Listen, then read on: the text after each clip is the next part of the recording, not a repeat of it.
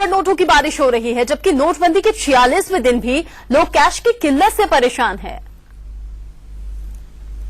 8 नवंबर जिस दिन नोटबंदी का ऐलान हुआ था, उससे पहले एटीएम्स को वो जगह माना जाता था जहां पे आप एटीएम कार्ड से कभी भी कहीं से भी पैसे निकाल सकते थे।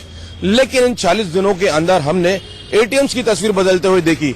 या तो दिल्ली शहर के या देश के अन्य शहरों में एटीएम ज्यादातर बंद नजर आए, खुले नजर आए तो उनमें पैसा नहीं था, और जब पैसा था तो लंबी कतारें थी। दिन हो या रात, इन एटीएम्स के बाहर जब भी पैसा आया तो हमें लंबी कतारें देखने के लिए मिली। देश के प्रधानमंत्री नरेंद्र मोदी जी ने देश में जो नोटबंदी की स्थिति पैदा हुई, उससे निपटने के लिए, उसको सुचारू रूप से करने के लिए 50 दिन का वक्त मांगा था। अब 40 दिन हो चुके हैं। हम दिल्ली के वीवीआईपी एरिया अशोक रोड के एटीएम्स के बाहर खड़े हैं, लेकिन वहां पे आपको दिखाना चाहेंगे अभी भी पैसा नहीं है। लोग अभी भी आ रहे हैं, पैसे निकालने की कोशिश कर रहे हैं, लेकिन यहाँ पे उनको एटीएम खाली नजर आ रहे हैं। एक शख्स हमारे साथ है। सर, नाम बताइए अपना। खुशहाल जी, इन 40 दिनों के अंदर आपने एटीएम्स की स्थिति बदलते हुए देखी। अब आप पैसा निकालने जा रहे हैं तो क्या स्थिति आपको देखने के लिए मिल रही है? देख लो जी, आपके सामने है, कोई पैसा है नहीं बैंक में। सुबह सुबह भी आओ तब भी बैंक में इसमें एटीएम में पैसा नहीं है, जबकि ये एटीएम वीआईपी इलाके में है। लोग बोलते हैं जी ये कभी खाली रहता नहीं है, और आपके सामने है, देखो। समझ सकते हैं कि 40 दिन हो रहे हैं, आम आदमी अभी भी परेशान है क्योंकि उनको वक्त पे पैसा नहीं मिल पा रहा है। 50 दिन होने में मात्र 4 दिन रह गए हैं और सरकार ने 50 दिन का वक्त मांगा था। जब दिल्ली के वीआईपी एरियाज के अंदर ये हाल है तो अब छोटे शहरों की स्थिति अपने आप समझ सकते हैं। कैमरामैन अश्विनी के साथ मोहित ओम, Delhi, India news.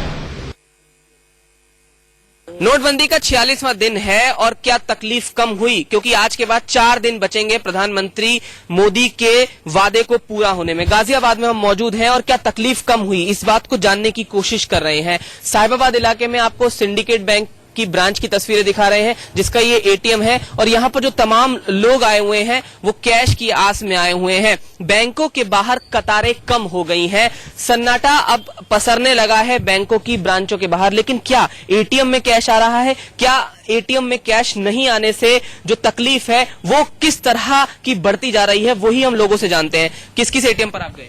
Sir 4-5 ATM पे गया, इंडियन बैंक पे गया, इस पे गया, ओवरसीज बैंक पे गया, स्टेट बैंक एटीएम पे भी गया, पर कैश नहीं निकला सर। बैंकों के बाहर तो कतारें कम हो रही हैं, आपको लग रहा है तकलीफ कम हो गई है? सर तकलीफ तो कम होगी, अब वैसे पर कैश नहीं निकल रहा तो दिक्कत तो रहेगी जी।